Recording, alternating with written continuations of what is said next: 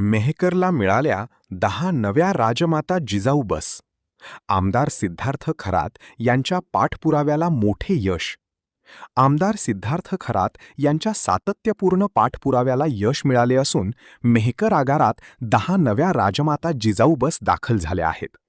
मेहकर बस स्थानकाच्या उद्घाटनावेळी आमदार खरात यांनी 40 नवीन बसांची मागणी केली होती. त्यापैकी पहिल्या टप्प्यात या 10 बस उपलब्ध झाल्या आहेत. नव्या बसांचे शिवसेना उद्धव बाळासाहेब ठाकरे पक्षाच्या वतीने उत्साहात स्वागत करण्यात आले. आमदार सिद्धार्थ खरात यांच्या हस्ते बसांची पूजा करून त्यांचे लोकार्पण करण्यात आले. यावेळी आमदार खरात यांनी नव्या बसमधून प्रवास करत नागरिकांशी संवाद साधला. ग्रामीण व शहरी भागातील प्रवाशांना सुरक्षित, आरामदायी आणि दर्जेदार प्रवास सुविधा मिळाव्यात यासाठी शासन स्तरावर सातत्याने प्रयत्न सुरू असल्याचे त्यांनी सांगितले. उर्वरित बसही लवकरच मेहकर आगाराला मिळाव्यात यासाठी पाठपुरावा सुरू असून नव्या बसांमुळे हजारो प्रवाशांचा प्रवास अधिक सुखकर होणार आहे. आपला Vidarbha live bureau report, Mehkar, Buldhana. आज अतिशय एक महत्त्वाची घटना घडते.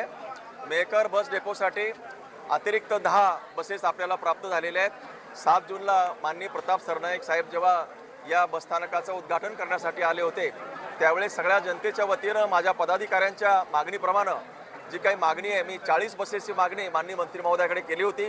माननीय मंत्री महोदयांनी आपल्या बसचं उत्पन्न लक्षात घेता, गर्दी लक्षात घेता आणि मागणी लक्षात घेता या ठिकाणी एकूण 40च्या ऐवजी 50 बसेस देऊ अशा प्रकारचं आश्वासन मला दिलं होतं.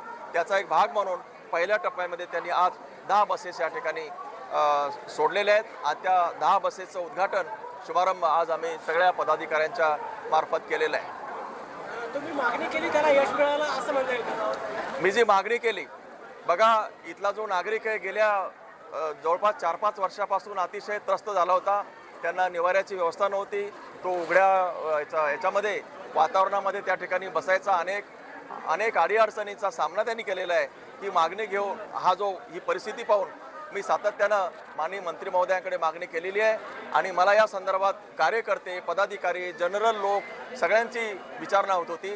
त्याचा भाग म्हणून मी जी मागणी केली, मी केलेली मागणी आहे ती पूर्णत्वास आली. मी केलेल्या मागणीला यश आलेलं आहे असं मी म्हणतो. आज आपण बसमध्ये फेरफटका मारला, काय एकत्रित अनुभव? बसचा अनुभव वेगळा आहे. बस ही शेवटी जनतेची प्रॉपर्टी आहे. त्याच्यामुळं सर्वसामान्य लोक जसा प्रवास करतात तसा प्रवास केल्यामुळे एक वेगळा आनंद झाला. माझ्याबरोबर सगळे माझे पदाधिकारी होते, सगळे लोक होते, कार्यकर्ते पण होते. खूप I am very happy today. बसमध्ये आपण तिकीट काढलं होतं. हे बघा, मी विद्यमान आमदार आहे आणि विद्यमान आमदारासाठी प्रत्येक बसमध्ये एक जी जागा असते ती राखीव असते. त्यामुळे आमदाराची जागा तिथे सुरक्षित आहे.